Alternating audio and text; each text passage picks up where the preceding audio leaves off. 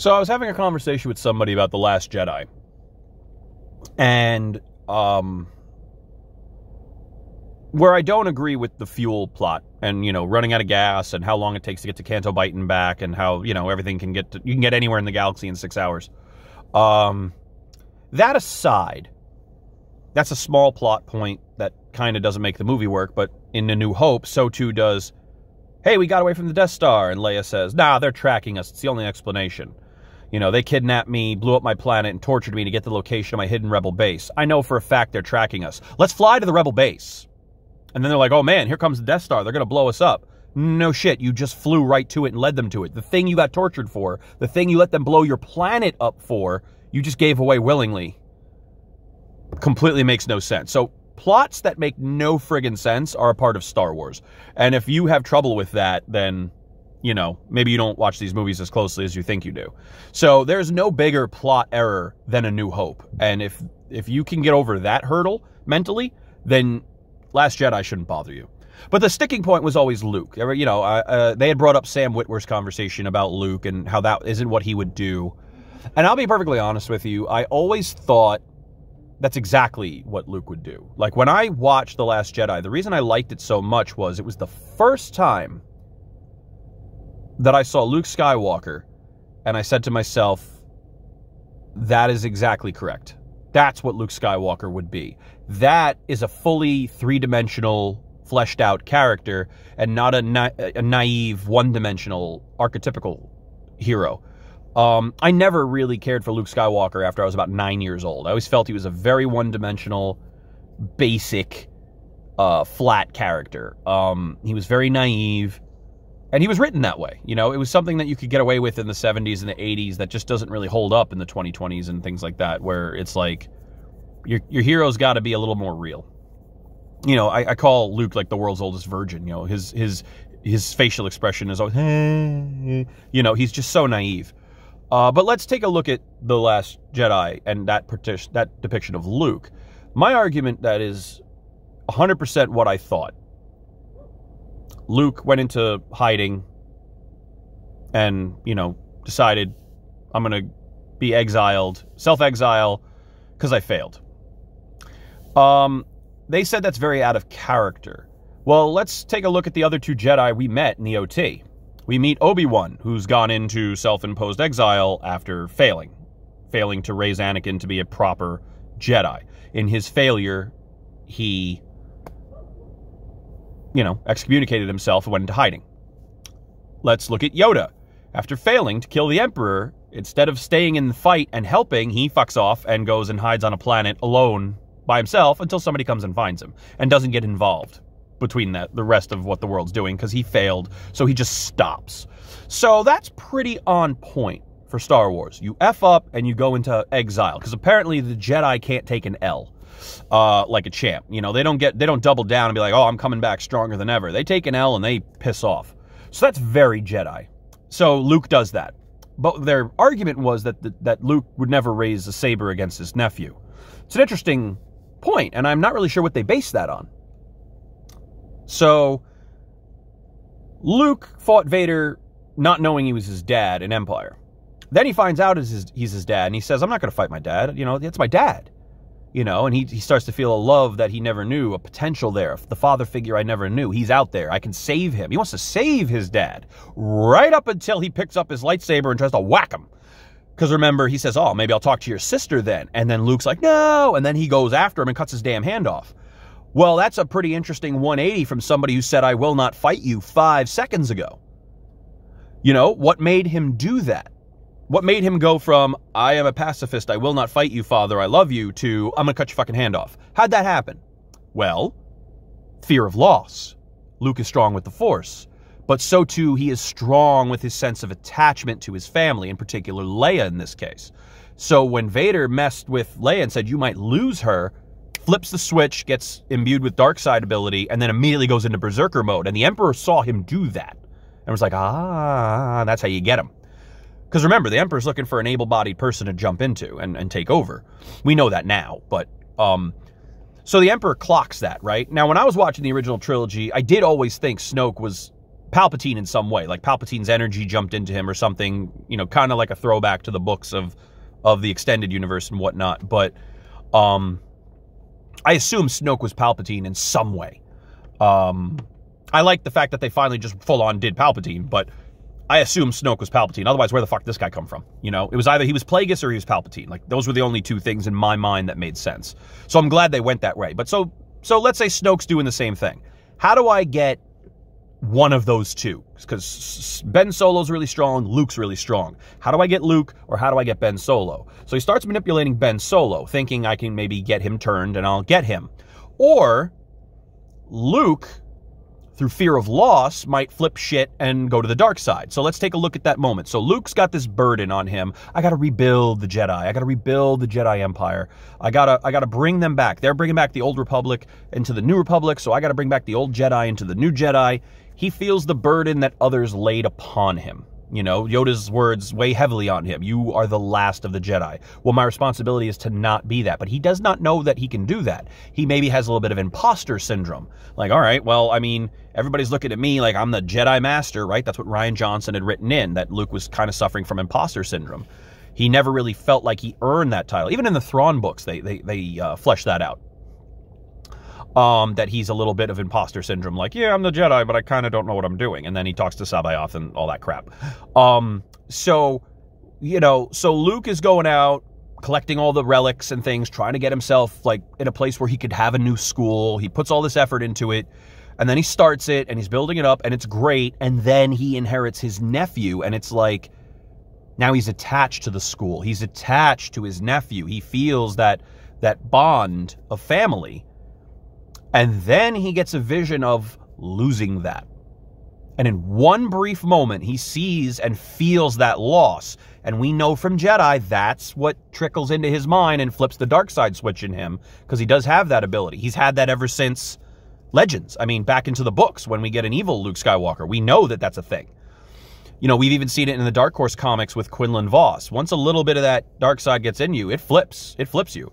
And so in one brief moment, he sees that he could lose all that he is attached to and feels responsible for, which he didn't have as a young man. He wasn't attached to anything. Remember, he walked onto the Death Star too, ready to just kill himself. You know, I'll be dead and you along with me. It's what he says to the Emperor. So Luke understood back then that the most powerful weapon a Jedi could have is the ability to sacrifice himself for a bigger cause, bigger than themselves. Self-preservation wasn't really a Jedi thing, because he wasn't attached to anything really at that time until somebody reminded him about it. And then he was like, oh, F that, I'm going to live. So Luke knew in Jedi, self-sacrifice was the ultimate move he could make as a Jedi, which again, we revisit in Last Jedi. So there's that link up there, which is why I think it's also perfect. But now we're back to that moment where he goes, oh my God, they could take everything. It could all go back to the way it was, and it would be my fault. I'm going to stop that from happening. And in one brief moment, he ignites his lightsaber and he's ready to make that go away. You see the look on his face. That's dark side. So Luke has a moment where he lapses to dark side, which is fair because that's what attachment's supposed to do to you, right? Because it was based on a Buddhist concept. You know, pain, suffering comes from desire. Suffering comes from attachment, selfish cravings. And so Rian revisits that in that moment. And it's a moment. He lights it up. Oh, what the hell am I doing? And then he stops it, but Ben saw him, which is just enough to make the vision he saw of losing everything happen. Self-fulfilling prophecy. You only can see through the Force the sequence of events that come from the choices you know you can make. So you don't really see the future. It's like Dune prescience. You can see the one with perfect memory has perfect predictability. So a Jedi understands themselves enough to see the consequences of choices they can make. So the vision that Luke saw, he ends up fulfilling by trying to stop it. And so and that's very much kind of what we see throughout Star Wars, is that their ability to see the future is self-fulfilling prophecy. And so that is very, very, very on point, I feel. And so when Luke has that moment and he loses everything and he realizes it was his fault and that he's failed, like Ben knew he failed, like Yoda knew he failed, he goes into exile just like the two of them did. Ben did not help with the war. Now, granted, he had a bit of a distraction. He felt his job was to train and watch over Luke, but we saw how well that worked out. But Yoda didn't do that. Yoda, when he lost to Palpatine and effed up, he just disappeared. Completely disappeared. Didn't help, didn't do anything. Just let the Empire win, basically, is what he did. So, why is that so off character for Luke Skywalker? In my opinion, when he has that real moment and the naivety is broken and he becomes an adult and it's like, balls. I made a real life decision and it effed me up. It's like, and then he just retreats into guilt and regret and disappears like Ben did, like Yoda did. That makes all the sense in the world in Star Wars. Even the great Luke Skywalker can be folly to these very human interpretations of failure. He even says it. The legacy of Jedi is failure. He's talking about Yoda. He's talking about Ben. He's talking about the history books. It's very true. It's very on point. It's not out of character at all. And then when Rey convinces him in the same way he convinced Vader, the Luke we get at the end of the movie is the Luke we get as a Force ghost. End of movie Luke, no one's ever really gone. He's back to optimistic. He's back to hopeful. He's there to fight Ben. No, he's not. He's not even there. It's an astral projection. He is pacifism Luke again. He's fighting without fighting. He's using his head. And through self-sacrifice, he saves lives and contributes to the war in the only way he knows how, the way a Jedi should, which is through his sacrifice, he saves lives without ever actually fighting anybody. That is the most Jedi thing ever. And for someone to say like, oh, well, that wasn't my Luke Skywalker, I'm like, what was? To me, that is just dead on a perfect linear story of what could happen to the Luke we were introduced to in the OT, given what happened to his two mentors. It perfectly lines up. And that is only reinforced by the choices we saw them make in the prequel. So by the time the sequels rolled around, that is on point. Ryan did his homework, man. Like, I'm sorry, but if you disagree that that is absolutely what Luke Skywalker would do, I fully disagree. And I don't really care that Mark Hamill disagreed, even though he is, quote-unquote, Luke Skywalker. Mark doesn't write Luke Skywalker. Mark interprets the already written words of Luke Skywalker, but he has always wanted to tell the adventures of Luke Skywalker. The first interview he did after Jedi, he said, yes, it's the end of an era, but what about all the adventures Luke could still have? He never didn't want to stop being Luke Skywalker and be the center of attention and be the center story and tell those stories. And he didn't want to play the broken old mentor Luke. But you know what? Tough noogies, because you don't write that character. You just perform it. And then he did it beautifully.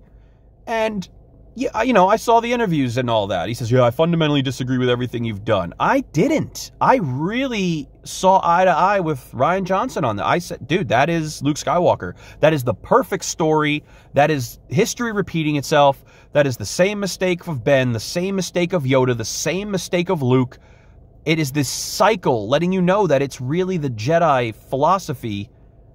It has this cycle of failure to it because it all comes down to pride and hubris and ego, and that's all correct.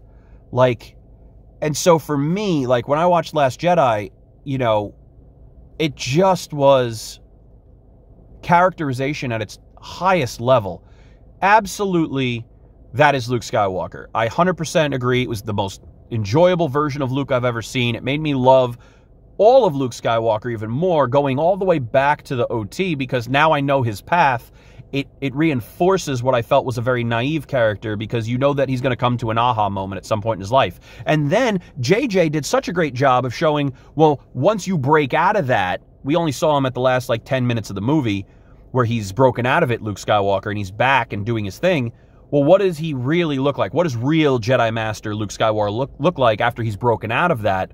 He continues with what Ryan had done and makes him the Luke we all expected to see, the master we expected to see. And I don't feel that he was just simply negating what Rian Johnson did. I think he was following the logical next step of what Ryan had done. Ryan had fixed Luke by the end of the movie because that was his arc. And then that Luke that died is the exact Luke we see where he makes the joke where he catches the saber and he's like, you know, a Jedi's weapon deserves more respect. That's who he was at the end of Last Jedi. That's the Luke who decided to sacrifice himself and get involved. You saw he had a little bit of the humor back. He did the, you know, the shoulder and all that. So I disagree that that JJ went in and just negated what Rian did. I think he literally built right off of the Luke that he made. I don't think he changed the Luke at all that Rian had set up. I think he changed nothing about Luke, which I loved. Because as a Force ghost, he is who he was supposed to be and meant to be. And had he died in that previous state, he wouldn't have even been a Force ghost. It took that epiphany to get him there. So that is, to me, why I love The Last Jedi. I thought it was the only story you could have told with Luke Skywalker that would have made me like him and really feel a connection with that character. And Mark just knocked it out of the park, man. He did, for a guy to not like the role and still do that good a job, just bravo, man.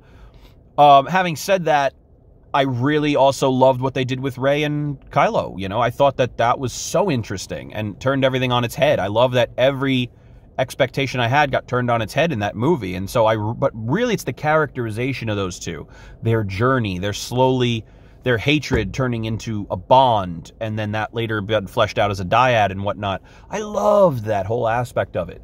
I loved Poe struggling with, you know, I love that they just did that whole, sometimes, you know, it can't be as simple as a bunch of, you know, jump in an X-Wing and blow something up. Like, you need to tackle a bigger issue. I like that Rian worked that into the film, because I feel that if you're going to modernize Star Wars, you got to get out of that 70s mentality of good guys shoot bad guys. They die, we live. You got to get away from that. You know, that's just too juvenile. That's too archaic.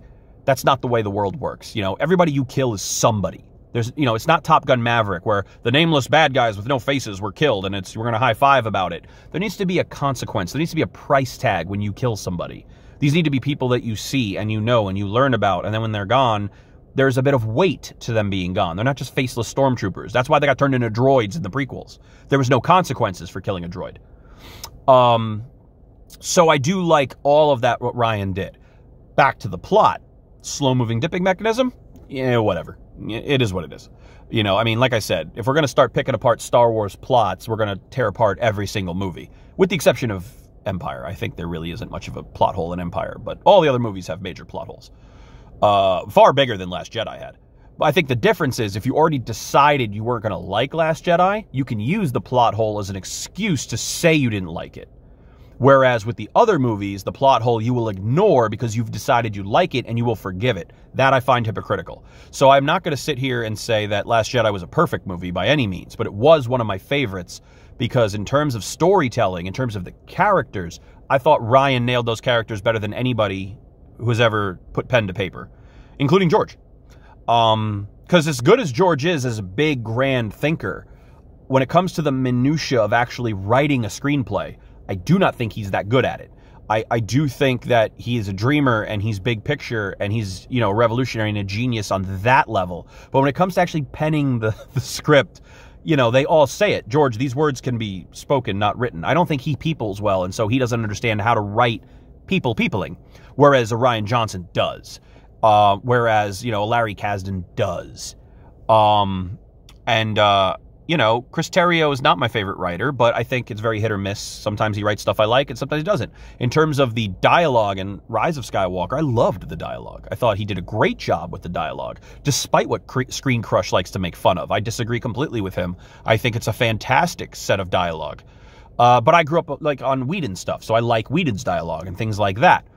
But I feel that Star Wars always had rough dialogue for me, whereas I really appreciate Empire because that was the right writer and the right director to interpret George's story. Why do I like Willow? Ron Howard and the team was the right team to interpret George's story. I think that the reason the prequels, I bump into them so much, is that at that point, George was the head of a corporation and he had all yes men around him. Nobody was there to bump into him and say, hey, we should change this dialogue. Hey, we should change this. Nobody could say no to George. He was in a position where he had no checks and balances, and so George, raw, uninterpreted, isn't as good. You know, and I think that having limitless abilities from the technology, at least in Star Wars, he was limited. He was limited into what he could do because he was limited by his technology. But you give him CG and, you know, all the money in the world, and you say you can literally make any movie you want. The movies that he made were not that great. They needed fine-tunings, and that was not done because he had no ability to be said no to. That's my opinion anyway. But I would have liked to have seen a check and balance George make those prequels. I think we would have gotten different movies. And I think they would have been more to my liking. But having said that, I felt that where the Disney trilogy didn't go where I expected it to go, and I had to take a moment to sort of absorb it wasn't at all what I expected. You know, all of us who read the Legends expected something different. The more I go back and watch them, I watch those movies more than any other Star Wars movies. I find the rewatchability very high. And I like those movies. And I like The Last Jedi. I think it's a good movie. I really do. I think it's a well-written movie. And I think it was a well-executed movie. And I'm sorry if you don't like it, but I will disagree with you till the day I die that it's not Luke Skywalker. It's not the real Luke Skywalker. It's not the right Luke Skywalker. I think that is a more perfect story for Luke Skywalker than any fan fiction I have ever read, than any Legends book I've ever read. And I'll say that to the day I die. To me, that is the correct Luke Skywalker. So that's my interpretation of why I like The Last Jedi, and that was a little bit about why I like that Luke Skywalker and why Old Man Luke is my favorite Luke. So if that's not your cup of tea, no worries. You know, you can tell me below why you disagree with me, but you're not going to change my mind because these are as I've listed, it logically makes sense to me. And anything else is illogical and comes off as wish fulfillment. Well, I want Luke to be this. I want Luke to be, you know, a Mary Sue or something like that. And I like that he's flawed. He made a real mistake. I didn't like that one day he kills the Emperor and then he's just, oh, by the way, I'm perfect. And now I'm the greatest fucker who ever lived. No, he made, with all the responsibility in the world, he ended up making the biggest mistake of his life. As someone who went to a college, had everything set up for them in their life, and made a mistake and blew that opportunity, I know what that's like a little bit. I can relate to that and say, wow, what is it like to be told you're the golden child your whole life, and then you F up, and it costs you pretty much everything you'd worked for, and now you have to start over again. What's that like? I can relate to that, and I think that might be why I personally find that Luke most appealing. And if you've never experienced that in your life, God bless you. I'm glad you've never fucked up that big. But maybe that's why I like it that much. That doesn't necessarily make me right, but in my head, because I can relate to it and I can understand it, it feels the most logical, natural progression of that character. So ultimately, that's why I think I love Old Man Luke and I love Last Jedi. I think having him have failed and wallowed in self-pity and misery for a long time and had to be snapped out of it, that just made so much sense to me in terms of Star Wars and in terms of a human being's journey. And so, again, I loved The Last Jedi for those reasons. And if you didn't like it, like I said, don't watch it. That's fine. And you can tell me why you didn't like it. That's cool. But really, it's a video I should have made a long time ago, but I'm tired of having the same conversation over and over again, so I want to have it all on YouTube in logical thought so that in case anybody ever asks me what my opinion is again, I don't have to keep saying this over and over again. I can just reference it right here. But this is my May the 4th video. This is what I wanted to put out for May the 4th. My support of Rian Johnson and his interpretation of Star Wars through The Last Jedi. I love that movie. And I love that Luke Skywalker, and that is my favorite Luke Skywalker, and I can't wait to see more and more interpretations of the Luke that becomes that Luke Skywalker. I love the interpretation of him in Mando, because you can see the flaws already, and how it's going to lead to his downfall, that linear thinking, that boxed thinking. And it just makes me happy, man. It's just that kind of tight storytelling that I really, really love, and they're cementing those sequels. They're not going to retcon them. They're not going to use the world between worlds. It's going to be those sequels forever. And I'm happy about it, because we're going to have to learn to live with that. You know, you'll have to learn to live with failure, just like Luke did. So if you consider it a failure, learn to live with it. So it's cool. Thanks for checking out the video. Happy May the 4th. This is the May, all that shit. I will have some video coming up of an event that I'm doing in a couple days as Palpatine, and I'll post some highlights and stuff for you guys. But thanks for taking 5 minutes and 25 minutes or whatever and watching me babble about this. Let me know what you thought of Luke Skywalker. If this wasn't the Luke Skywalker you wanted, what did you want? And, you know, what did you think was the logical progression? Was it the Luke that we encountered in Legends through Thrawn and all that? You know, Dark Force Rising, all the different Lukes and all that stuff. What was the Luke Skywalker you expected? You know, what was the logical reason that the first movie starts with Luke Skywalker has vanished? Well, where did he go then? Why did he go? How could they have made it make sense with what JJ set up any other way? Or do you feel that Luke was ruined from the moment they said that? What are you looking for? What do you need? hit me back down below. Let me know what's going on. Don't smash any of my buttons. They're fragile. But if you wish to gingerly touch the tip of the like button or the subscribe button, you may do so. But I make these videos regardless of whether you like them or subscribe, so I don't really care. But if you want to make me look cool to other YouTubers, you can do that. But I'm going to make them whether I have 1 follower or, 1,000. Doesn't matter. But yeah, thanks for checking it out. Cheers, everybody. Happy May the 4th. And, keep watching Star Wars. Even the worst Star Wars is better than the best most other things. So hopefully you guys still enjoy watching Star Wars. But don't let it get you too down if it wasn't what you expected. The good news is there's always more Star Wars.